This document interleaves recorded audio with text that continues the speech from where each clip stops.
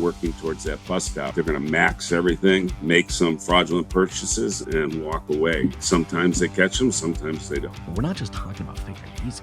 These people are making dozens of identities all simultaneously and spending time letting those things nurture and build to this ultimate cash out. You're capturing driver's licenses today. Validate. That will find the fraud. You also want to push that barrier that you're fighting fraud up as early on in your process as you can. Welcome to the 700 Credit Podcast, the future of automotive finance, compliance, identity verification, and smarter dealership processes. Let's get into it. Hey, what's going on, Automotive Nation? It is Jason Harris here, and thank you for joining me on another episode of the 700 Credit Podcast. This is going to be your front row seat to conversations that are shaping the future of automotive finance, compliance, and identity verification. Hosted by myself and some great experts over at 700 Credit, each episode is going to dive into real-world dealership challenges, from fraud prevention and soft pull strategies to compliance pitfalls. I know, all the fun stuff, right? Whether you're an F&I, whether you're in the F&I office or running a BDC or leading your dealership, this podcast gives you the insights, stories, and tools to protect your dealership and improve your deal flow.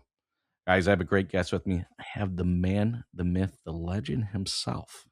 All right, I got Ken Hill with me. Ken, how you doing, man? Good. Thanks, Jason. We gotta work on your intro of me. You know what? I Ken, you deserve every minute of that. Okay. I know you're like, oh, I don't know about that intro. I'm like, look, Ken, you've been in this business for such a long time, helping dealers. You're so passionate about this industry. You're so humble about it. So you can let me brag just a little, if that's okay. I'm just gonna brag for you. Okay, guys, I'm serious.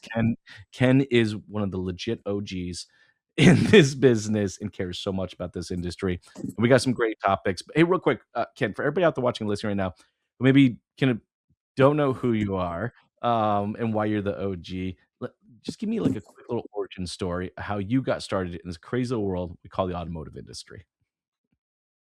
Okay, thank you.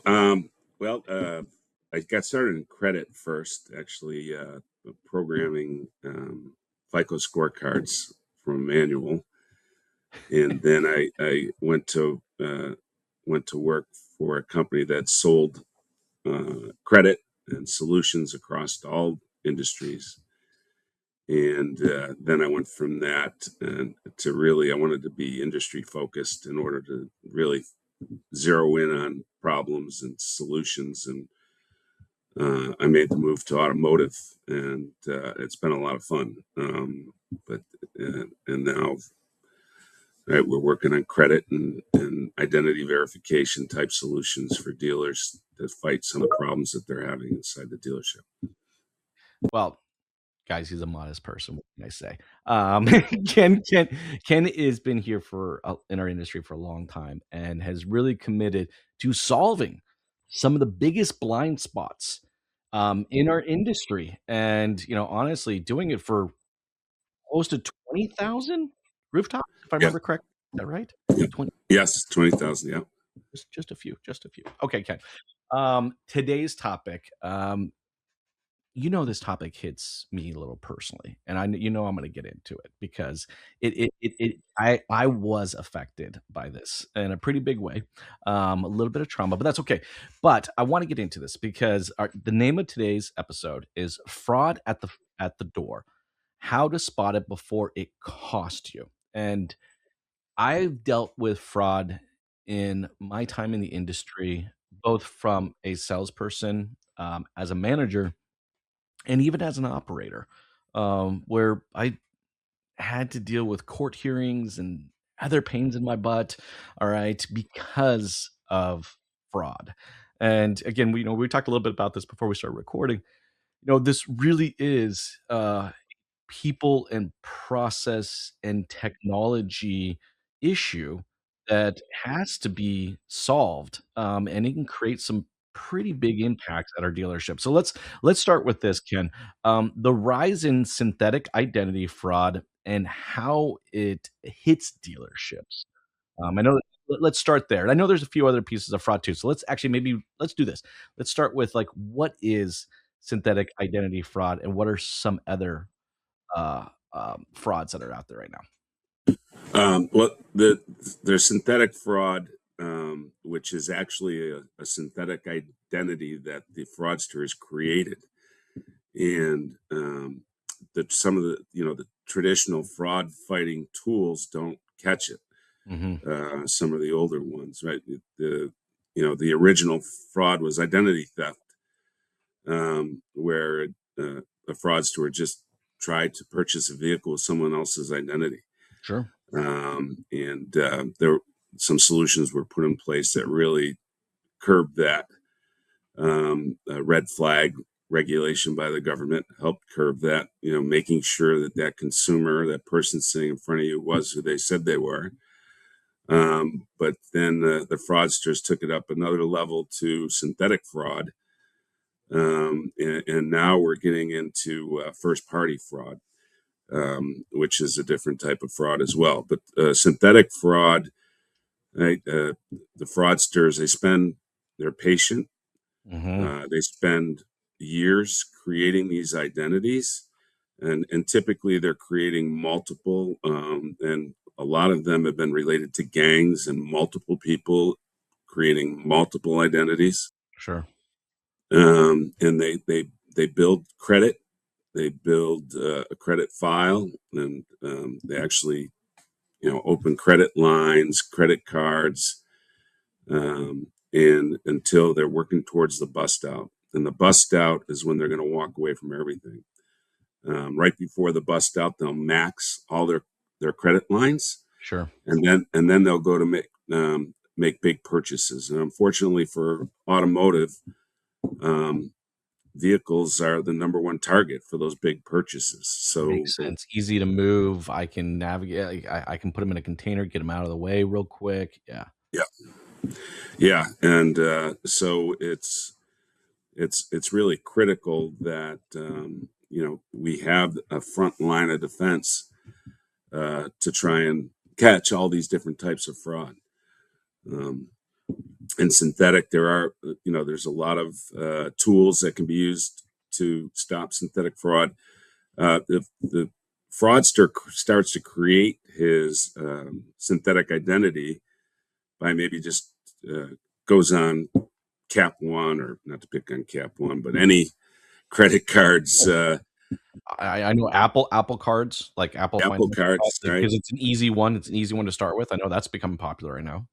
Yeah, but basically they take information, a valid social security number, someone else's name and address, different address, right? They compile this information, and then they fill out an application that's online, right? And to apply for credit.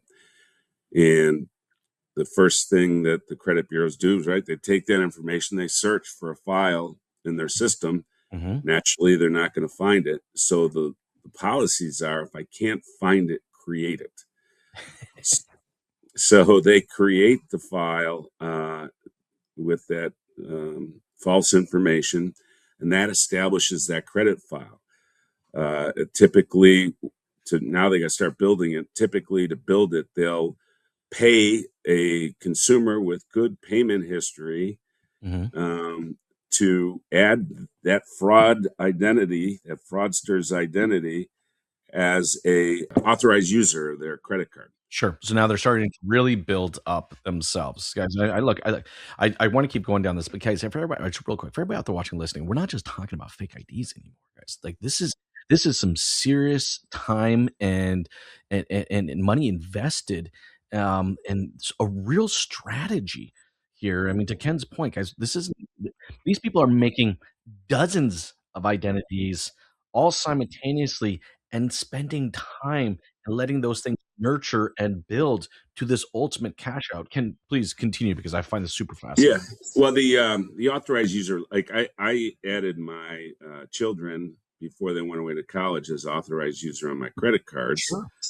So, right, first of all, if they needed something, an emergency, they had that. But it also builds their credit file, right? Because my payment history, my credit limit, all of that is not only on my credit file, now it's on my child's, or in this case, the fraudster's fraudulent ID, right? So that as you continue to use it and the consumer continues to pay it, or I pay it, my child's credit score increases because they're receiving that good credit behavior, that good credit history.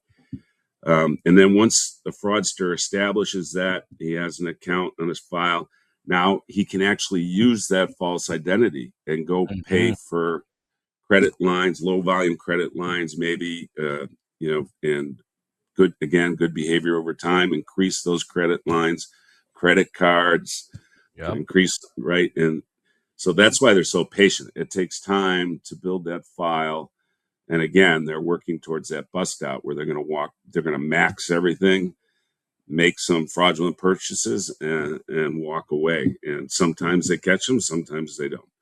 And I mean, I can't imagine that moment of cash out's gotta be huge. I mean, it's gotta be several hundred thousands of dollars, Yeah, between both it is. credits, Yep. purchases. I mean, and it makes sense why cars. I mean, this really does make sense because I'm thinking just, in the deal booking process and the time of just getting the banks. There's a moment, and I don't think, consumers don't know this, right? Like, I mean, we book the deal, we let it roll. I mean, I can't tell you how many times in the F&I office as an F&I manager, like I came to my manager and not everything was totally buttoned up, and it was a well, let it roll situation, Hit and and I'm hope. like, Golf term, right? Hit and hope.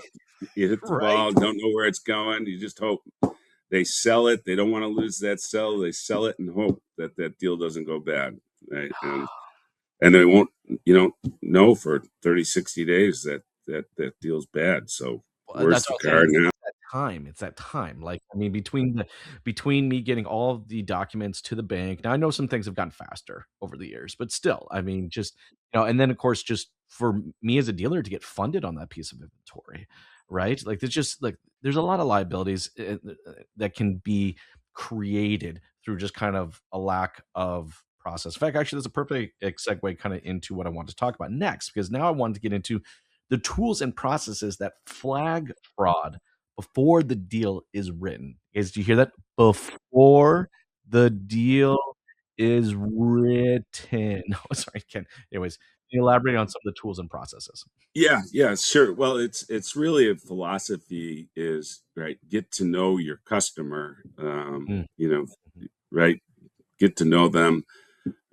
Certainly, you know, tools like Red Flag help to verify that that name and address is on file. You can do out of wallet questions that you can ask the consumer that only they would know the answers to. The problem with some of those solutions, like with synthetic fraud, they don't work, right? It's a sure. sort of a valid credit file and generating valid questions. They're going to know where the addresses or credit cards that they have, that type of thing. So we did a webinar probably, 2, 3 years ago with the fraud experts from the credit bureaus. And they came out, they have a fraudulent, all of them have a synthetic fraud credit score. If you don't have one of those, add it. It's not very expensive. You're talking a quarter to add a synthetic fraud score. And that looks at the behavior. There's like 26 factors in those scores and their secret sauce where they're looking at the history of that credit file and looking Ah, for indicators that would indicate that this could be a synthetic identity, right? That 'cause there's certain patterns, right? they're patterns, right? And they're looking for various patterns. So, that's one thing. That's an easy add, easy fix. The other, all the experts had a variation of this get to know your customer, but the one common theme with each of the experts was you're capturing driver's licenses today. Mm, Validate them. That will find the fraud, right? And that will, point out the fraudsters through your validation of the license. That's a valid document. Validate the identity behind that document. Bounce it off the DMV to ensure that's a license that's registered at the Real. DMV, right? And it matches the person that's applying for that loan. So if everyone stated that they thought the number one tool, right? You're already capturing the license today. Why not capture it and validate it? And it's remote deals, right? Send a link to a consumer that's doing a remote deal and have them take a picture of the license, both sides, and a selfie, right? A lot of fraud stops the minute you send that link because, I don't want my picture. Actually have to identify. Yeah, with the driver's license. So, putting up that barrier of fraud. And you also want to push that barrier that you're fighting fraud up as early on in your process as you can. We have some dealerships that you can't enter a record in the CRM until you validate their license and capture their license. I like that process. Right? Yeah, can't go for a test drive without grabbing the license and validating. So, it's a good, as I mentioned, a barrier to help fight the fraud. And as I mentioned, you're capturing the license anyways. Why not change how you're capturing it and storing it for that matter? And to your point, Ken, we're not talking about a huge investment here.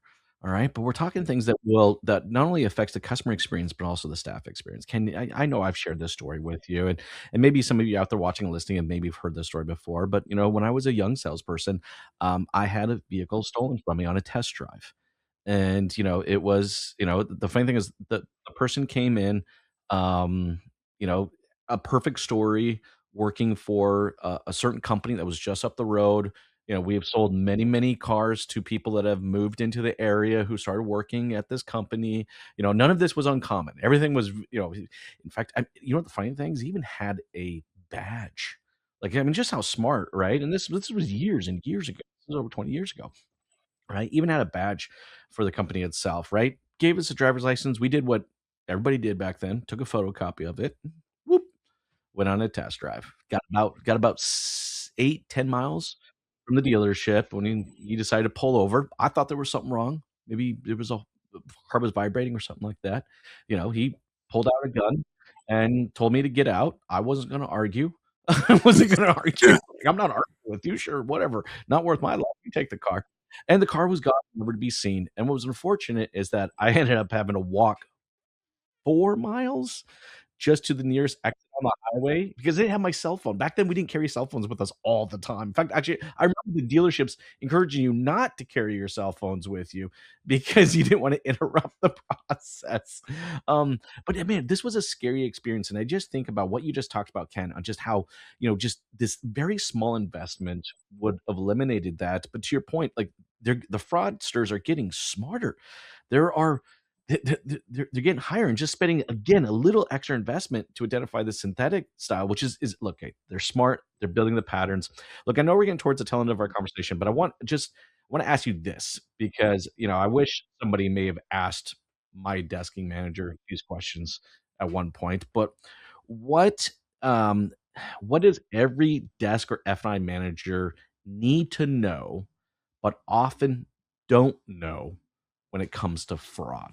I would say the multiple kinds of fraud and the various first party fraud right now is something that we're seeing on the rise. Synthetic fraud is still on the rise.